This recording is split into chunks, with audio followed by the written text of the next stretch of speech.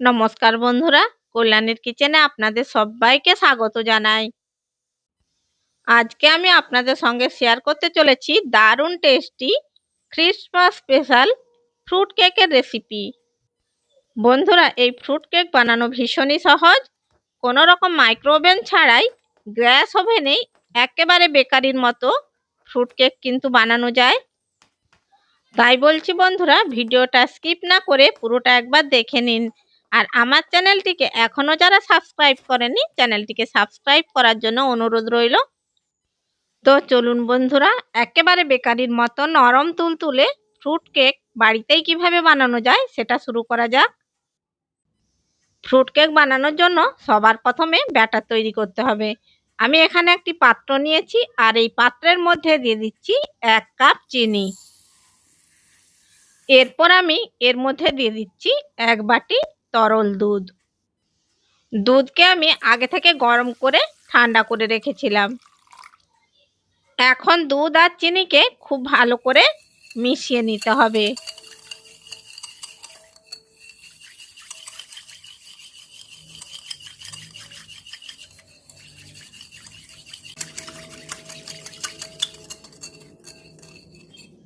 চিনিকে দুধের সাথে খুব ভালো করে মিশিয়ে নিয়েছি। এরপর আমি এর মধ্যে দিয়ে দিচ্ছি 50 গ্রাম রান্নার তেল। আমি এখানে সাদা তেল ব্যবহার করেছি, আপনারা চাইলে বাটারও ব্যবহার করতে পারেন। এবার তেলকে দুধের সাথে মিশিয়ে নিচ্ছি। যদিও তেল আর দুধ একসাথে মেশে না, তবু একটু ফেটিয়ে নিচ্ছি। দেখুন বন্ধুরা, তেল, দুধ আর চিনিকে একসাথে মিশিয়ে নিয়েছি। এরপর আমি এর মধ্যে দিয়ে দিচ্ছি 2 কাপ ময়দা। 2 কাপ ময়দা দিয়ে দিয়েছি। এরপর আমি দিয়ে দিচ্ছি 1 টিস্পুন বেকিং পাউডার আর দিয়ে দিচ্ছি 1/3 চামচ খাওয়া সোডা। এবার সমস্ত কিছু উপকরণকে খুব ভালো করে মিশিয়ে একটা ব্যাটার তৈরি করে নেব। আমি এখানে কিন্তু ডিমের ব্যবহার করব না। 3 থেকে 4 মিনিট সময় লাগবে। এই 3-4 মিনিট সময় ধরে আমি ব্যাটারটাকে এইভাবে ঘুরিয়ে ঘুরিয়ে তৈরি করে নেব।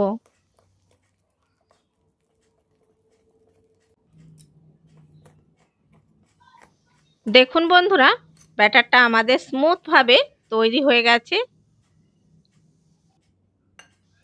এবার আমি এর মধ্যে দিয়ে দিচ্ছি 1 চামচ ভ্যানিলা এসেন্স আর দিয়ে দিচ্ছি সামান্য একটু লবণ। লবণ দিলে কেকের টেস্ট কিন্তু বাড়ে। এবার ভ্যানিলা এসেন্স আর লবণকে ব্যাটারের সাথে খুব ভালো করে মিশিয়ে নিচ্ছি।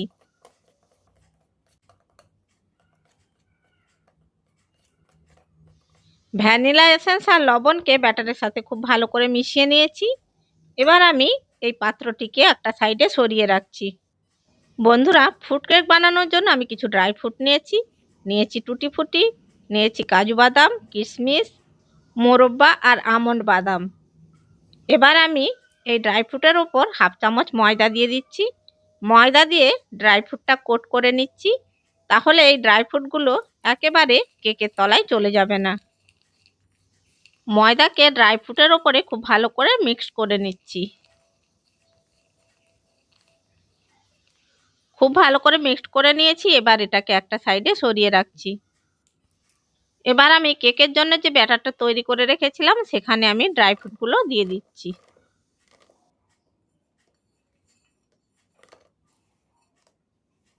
সমস্ত ড্রাই ফ্রুটগুলো দিয়ে দিয়েছি। এবার এটাকে খুব ভালো করে মিক্সড করে নেব।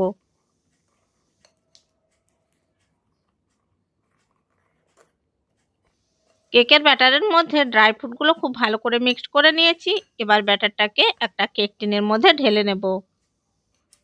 এরপর আমি একটা কেক টিন নিয়েছি। এবার এই কেক টিনের মধ্যে দিয়ে দিচ্ছি অল্প একটু সাদা তেল।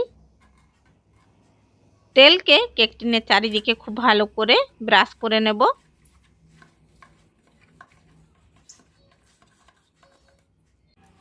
তেলকে কেক টিনের চারিদিকে খুব ভালো করে ব্রাশ করে নিয়েছি। এরপর আমি এর মধ্যে দিয়ে দিচ্ছি একটা কাগজ। এই কাগজটা যে কোনো কাগজ নিলেই হবে, বাটার পেপারও নিতে পারেন। এবার আমি এই সাদা কাগজটার মধ্যে খুব ভালো করে তেল লাগিয়ে নিচ্ছি।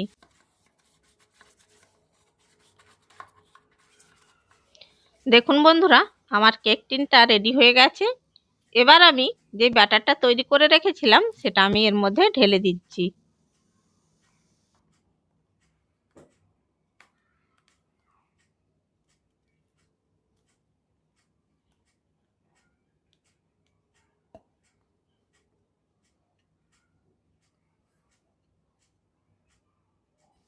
কেক টিনের মধ্যে আমি সমস্ত ব্যাটারটা দিয়ে দিয়েছি।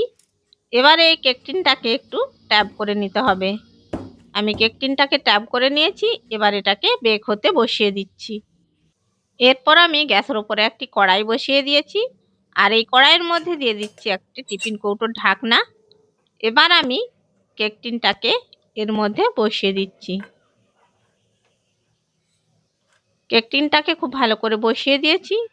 এরপর আমি এর ওপর দিয়ে একটি গামলা ঢাকা দিয়ে দিচ্ছি।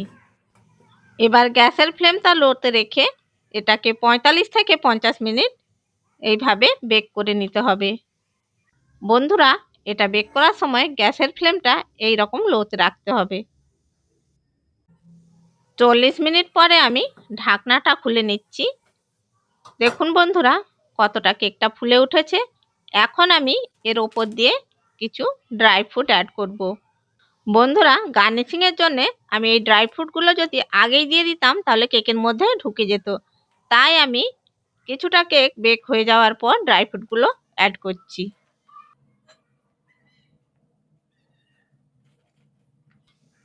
কেকের ওপরে আমি সমস্ত ড্রাই ফ্রুটগুলো অ্যাড করে দিয়েছি। এবার আবারও আমি গামলা ঢাকা দিয়ে এটাকে বেক হতে দেব। বন্ধুরা, 50 মিনিট পরে ফিরে এলাম। আমি এবারে কেকের ঢাকনাটা খুলছি। দেখুন বন্ধুরা, কত সুন্দর কেক তৈরি হয়ে গেছে। কেকটা ঠিকঠাক বেক হয়েছে কিনা আমি এটা স্টিক দিয়ে চেক করে নিচ্ছি। দেখুন বন্ধুরা, স্টিকের গায়ে কিন্তু একটুও কেকের ব্যাটার লেগে নেই, তার মানে কেকটা ঠিকঠাক হয়েছে। এবার আমি কেকটাকে কড়াই থেকে নামিয়ে নেব। এখন আমি কেক টিনটাকে কড়াই থেকে নামিয়ে নিচ্ছি। এটাকে ঠান্ডা করে ডিমোল্ড করে নেব। কেকটা সম্পূর্ণভাবে ঠান্ডা হয়ে গেছে। এখন এটাকে ডিমোল্ড করে নেব। একটা ছুরির সাহায্যে কেক টিনের চারিদিকে এইভাবে কেকটাকে ছাড়িয়ে নিচ্ছি। এরপর আমি একটা এর ওপর প্লেট ঢাকা দিয়ে এটাকে উল্টে নেব।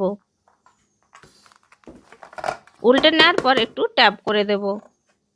দেখুন বন্ধুরা, কত সুন্দরভাবে কেকটা উঠে এসেছে। এবার কেকের গা থেকে কাগজটাকে উঠিয়ে নেব। কেকের গা থেকে কাগজটা উঠিয়ে নিয়েছি। দেখুন বন্ধুরা, কেকটা আমাদের কত সুন্দর হয়েছে। এবার আমি কেকটাকে একটি ছুরির সাহায্যে নির্দিষ্ট সাইজের পিস পিস করে কেটে নিচ্ছি। তাহলে দেখলেন তো বন্ধুরা, কত সহজে গ্যাস ওভেনে একেবারে বেকারির মতো ফ্রুট কেক বানানো যায়। বন্ধুরা, আমি এখানে এগলেস ফ্রুট কেক বানিয়েছি। আপনারা যদি চান এগ ব্যবহার করেও ফ্রুট কেক বানাতে পারেন। আমি এখানে বাপুজি কেকের সাইজের কেক বানিয়েছি। দেখুন, পিস করে কেটে নিয়েছি। পিসগুলো বাপুজি কেকের সাইজের হয়েছে, একেবারে নরম তুলতুলে। আশা করি বন্ধুরা আমার এই ফ্রুট কেকের রেসিপিটা আপনাদের ভালো লেগে থাকবে। রেসিপিটা ভালো লাগলে লাইক করবেন, শেয়ার করবেন, আর কমেন্ট বক্সে আপনাদের মূল্যবান মতামত জানাবেন। আর এই রকম আরও নানা রকমের রেসিপি পাওয়ার জন্য আমার চ্যানেলটিকে সাবস্ক্রাইব করে বেল আইকনটি প্রেস করে দেবেন। তাহলে বন্ধুরা, যখনই আমি ভিডিও ছাড়বো নোটিফিকেশানটা সবার আগে আপনার কাছে পৌঁছে যাবে। চ্যানেলের যদি নতুন বন্ধু হয়ে থাকেন চ্যানেলটিকে সাবস্ক্রাইব করার জন্য অনুরোধ রইল। ভালো থাকবেন, সুস্থ থাকবেন। ধন্যবাদ।